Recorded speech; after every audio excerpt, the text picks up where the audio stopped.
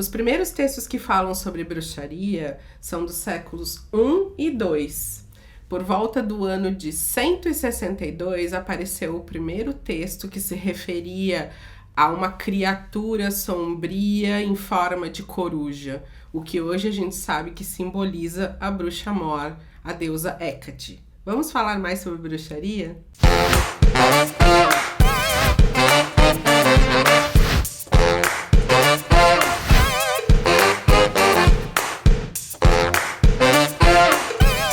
Olá, tá boa, bonita? Bem-vindos ao canal!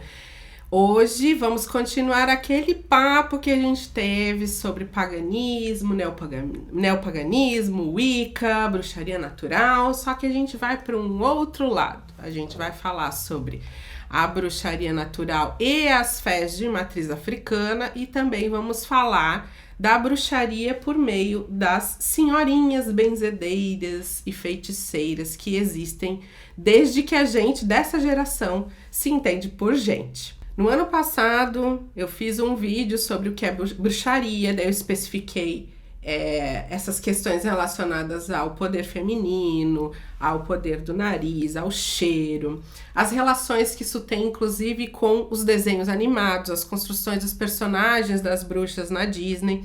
Esse vídeo vai ficar no card aqui para vocês assistirem, porque ele faz essa ponte entre a parte histórica e antropológica da bruxaria.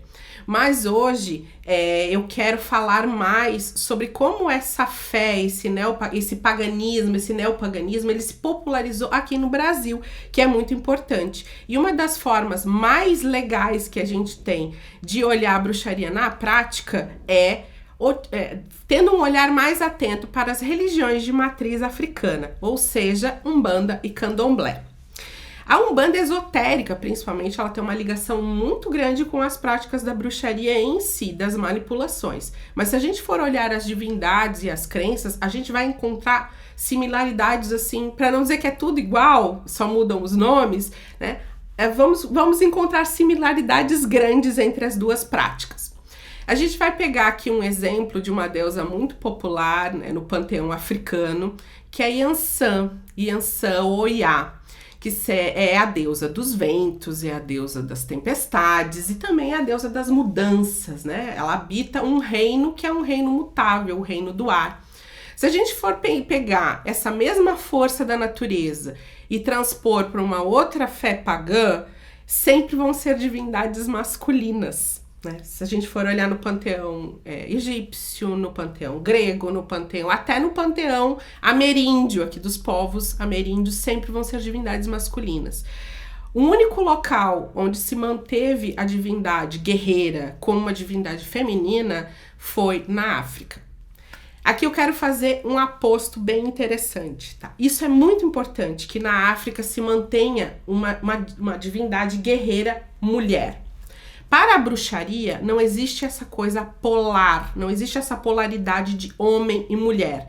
Tanto que na bruxaria existem várias divindades, né? Existem várias entidades, vários seres elementais que são das duas polaridades. Eles carregam tanto a energia yin como a energia yang, tá? Para a bruxaria, a gente sempre fala que o sagrado feminino é muito importante porque as deusas lá primórdias da antiguidade eram deusas femininas, deusas mulheres. A grande mãe, né, se a gente for olhar as nomenclaturas que a gente tem aqui nas Américas, né, a Pachamama, a deusa criadora, a deusa fértil, a deusa que consegue dar e prover todos os seus filhos com o que ela produz, né, com o que ela frutifica. Essa associação com as mulheres, ela é muito natural, porque as mulheres geram as crianças, as mulheres elas têm os seus ciclos vinculados também aos ciclos da lua. Há muitas estrelas, né, a parte astronômica em geral. Então era natural que as divindades fossem atribuídas às mulheres. E não havia nada de mal nisso, porque as mulheres nunca se sentiram ameaçadas pela polaridade yang, ou seja, pelos homens. Elas nunca atribuíam nada de negativo, pelo contrário, elas sempre souberam que essa energia, não vou botar oposta, mas complementar, ela sempre foi fundamental, inclusive para a própria prática da magia. Mas com ali, né, o cristianismo subindo como poder ali na Idade Média, tudo isso foi modificando e inclusive algumas divindades que eram femininas passaram a ser masculinas por conta do poderio. E a gente pegando Yansan e vendo que ela se manteve até os dias atuais como uma deusa guerreira e mulher, é um simbolismo muito importante, inclusive da resistência dos povos de matriz africana. Então, no Brasil, a gente tem essa força muito grande, né, da Umbanda e do Candomblé, em suas várias pequenas ramificações, e a gente pode dizer, sim, que são religiões pagãs, embora a Umbanda ela tenha ali a fé num Deus maior, único, e em Jesus Cristo sincretizado, né, é uma religião que cultua as divindades da natureza. Então, mesmo a Umbanda, que se diz que é monoteísta, ela ainda tem todo um berço pagão na sua história, no seu nascimento. Lembrando que a Umbanda é uma religião brasileira, né? Formada pelo sincretismo e pela diversidade, que é o Brasil, que é essa expressão do Brasil.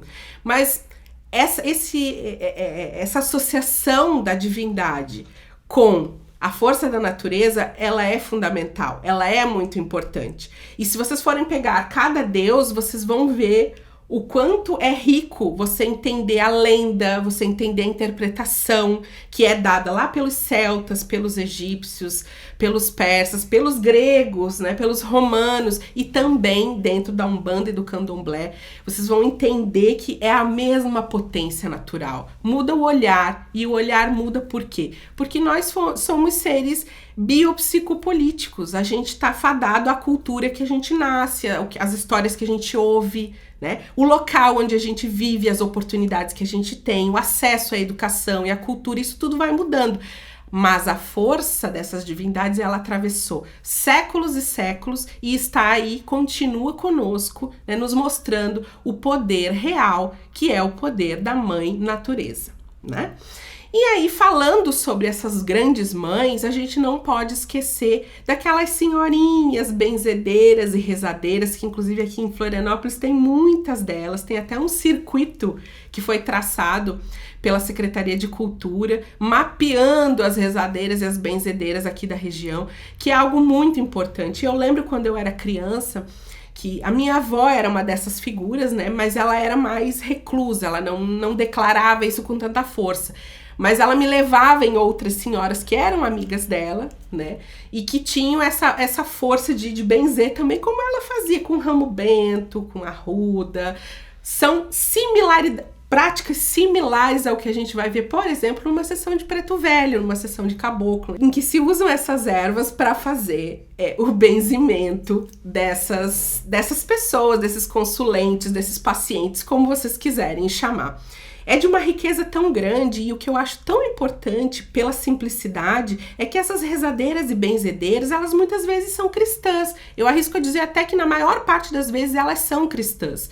Elas rezam ali um responsório, uma Ave Maria, um Pai Nosso, um Creio em Deus Pai, e ao mesmo tempo elas estão manipulando e dizendo frases, às vezes em outras línguas, em tupi-guarani, em linguagens que elas aprenderam de herança índia, cigana, enfim, são as mais diversas heranças, fazem ali os seus movimentos, né, de acordo com o que elas aprenderam. Geralmente é uma tradição oral, mas elas também recuperam essa sensação de que não existe uma partilha quando a gente fala de energia espiritual. Essa partilha ela só existe para nós seres humanos, porque quando a senhorinha vai lá e te reza, e reza o Pai Nosso, e vem com a plantinha em cima de ti, ela tá colocando uma intenção, ela tá colocando uma energia, e bruxaria é energia, e quisera as igrejas, né, cristãs, católicas, reconhecessem esse poder da natureza por meio dessas personagens